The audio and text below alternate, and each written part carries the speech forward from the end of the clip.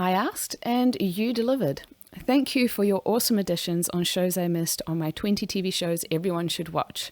There are a number of shows and Sapphic pairings that were nominated at least a couple of times, if not more.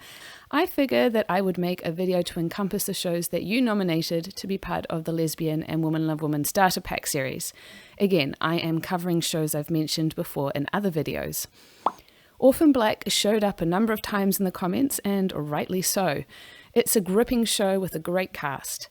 The series follows a number of clones, all played by the insanely talented Tatiana Maslany, who, to put this in perspective, was nominated for the show something like 26 times. She did win 14 awards and gained an army of Sapphic fans for the portrayal of Cosima, the genius science nerd who falls for Delphine, a fellow university student.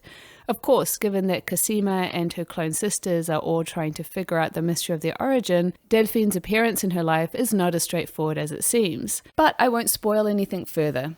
Suffice to say that the show created a truly gorgeous storyline for these two, and the chemistry elevated it further. I've talked about them in my TV shows that won't break your heart part 1, so I guess I am spoiling something, which is that they have a good ending.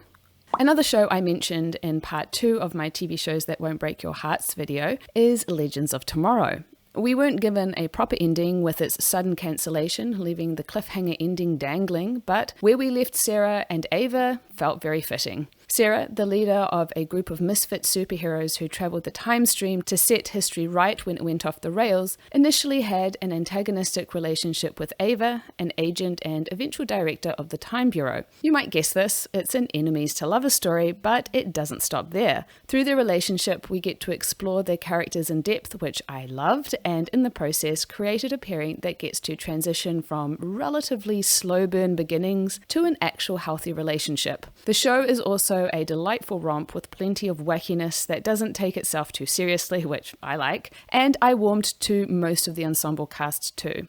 It's a comfort show for sure. Remember how all the lesbians were dying in 2016? Well, Lost Girl was one of the few that bucked that trend, and perhaps it was because Emily Andras, executive producer of Winona Earp, was throwing her Sapphic fairy dust on the show, and blessing us all with a happy ending at the same time as all the other Woman Love Woman characters were dying off in droves.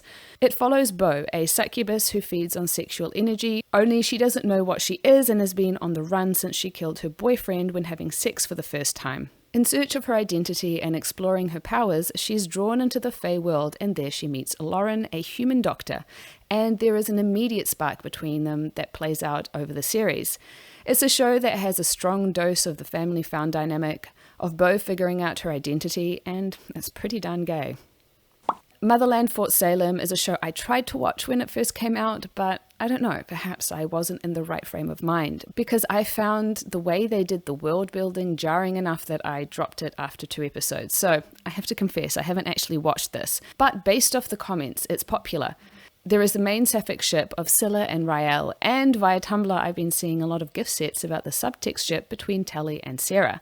We're going strong with the sci-fi and fantasy genres here because this show takes the idea of witches and creates a female-dominated society in which we follow 3 witches that have been conscripted into the US Army training program where they are learning how to use their voices to create powerful spells.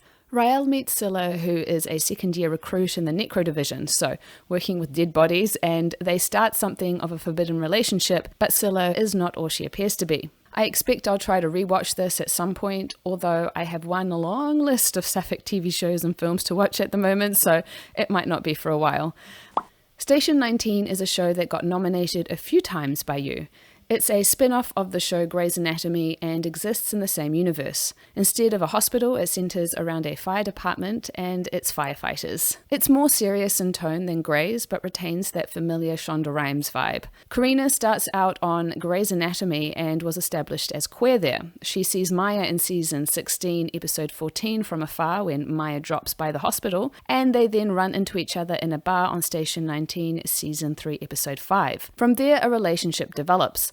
With the tonal shift between the series and the fact that Karina takes on a smaller role in Station 19, I feel we lost a bit of Karina's spiciness, but she is also a wonderfully supportive and loving partner to Maya as she deals with the trauma of growing up with an abusive father, so I get why people love this pairing.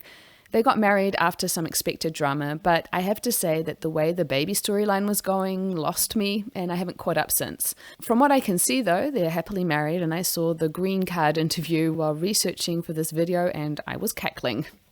A much less happy show is Wentworth, an Australian prison show that offered up a few different lesbian characters. It's gritty and pretty violent, but also very good. At least the first 5 seasons were, and I stopped watching after that because it was 2016 and my OTP ship of Belly got destroyed along with another of my ships that year, and I just couldn't bring myself to continue. As well as Bea and Ali, there was also Frankie and Bridget, a less traumatic ship for sure.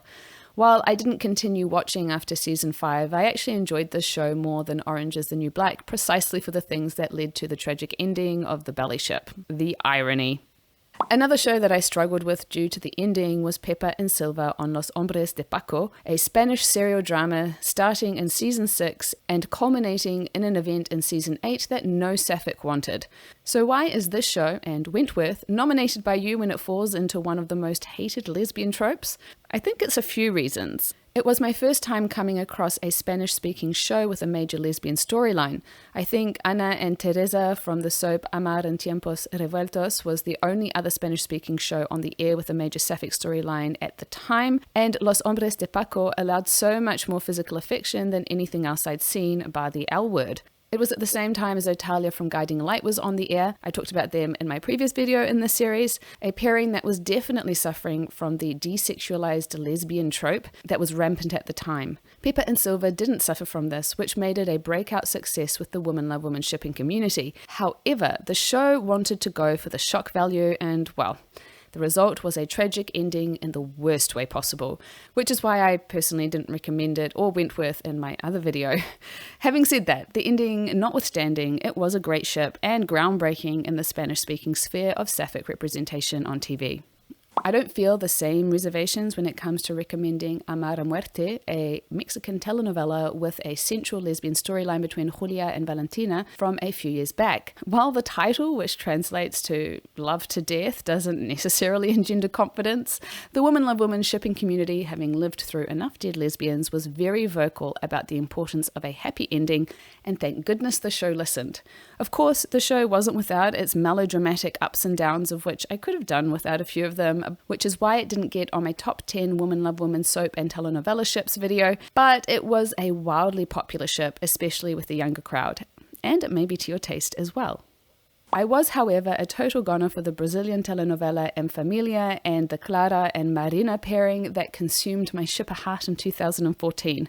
It wasn't the first lesbian storyline for the country. To my knowledge, there was Mujeres Apaixonadas, a very successful telenovela in 2003 with a teenage love story, and then Senoras do Destino in 2004, but I believe it was the first one to give us a lesbian kiss on Brazilian TV. Please correct me if I'm wrong.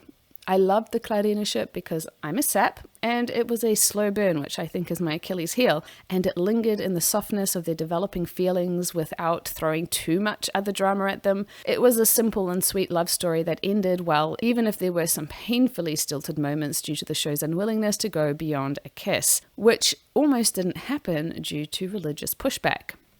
Amar and Tiempos Revueltos, a Spanish soap, broke new ground in Sapphic soap representation when it devoted 2 seasons to a main woman-love-woman romance between Ana and Teresa.